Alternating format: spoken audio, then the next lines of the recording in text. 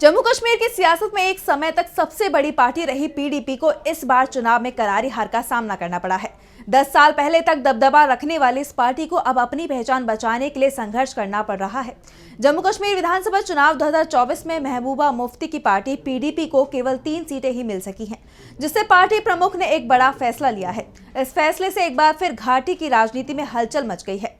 आइए देखते हैं ये रिपोर्ट। जम्मू कश्मीर विधानसभा चुनाव में करारी हार के बाद पीपुल्स डेमोक्रेटिक पार्टी पीडीपी की अध्यक्ष महबूबा मुफ्ती ने एक बड़ा कदम उठाया है।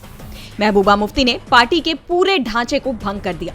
उन्होंने ये घोषणा की है कि पार्टी के वरिष्ठ नेताओं के साथ विचार विमर्श के बाद नए पदाधिकारी और विभिन्न इकाइयां गठित की जाएंगी। बता दें कि 24 अक्टूबर को महबूबा मुफ्ती ने चुनावी हार के बाद एक समीक्षा बैठक बुलाई थी। इस बैठक में पार्टी के वरिष्ठ नेता और चुनाव में भाग लेने वाले उम्मीदवार शामिल हुए थे।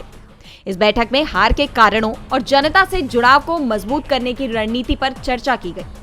महबूबा मुफ्ती की अध्यक्षता में हुई इस बैठक में इस बात पर चर्चा हुई कि ग्राउंड पर आकर जनता से संपर्क कैसे मजबूत किया जाए। इस साल पीडीपी के प्रदर्शन को पार्टी के इतिहास का सबसे खराब प्रदर्शन माना जा रहा है, खासकर इसलिए क्योंकि महबूबा मुफ्ती अपनी पारिवारिक सीट बिजबेहारा भी नहीं बचा पाई, जहां से उनकी बेटी इल्तिजा मुफ्ती ने पहली बार चुनाव लड़ा था।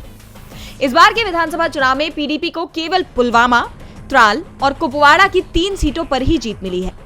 ये सभी सीटें घाटी के क्षेत्रों की हैं, जबकि साल 2014 के विधानसभा चुनाव में महबूबा मुफ्ती की पीडीपी सबसे बड़ी पार्टी के रूप में उभर कर सामने आई थी।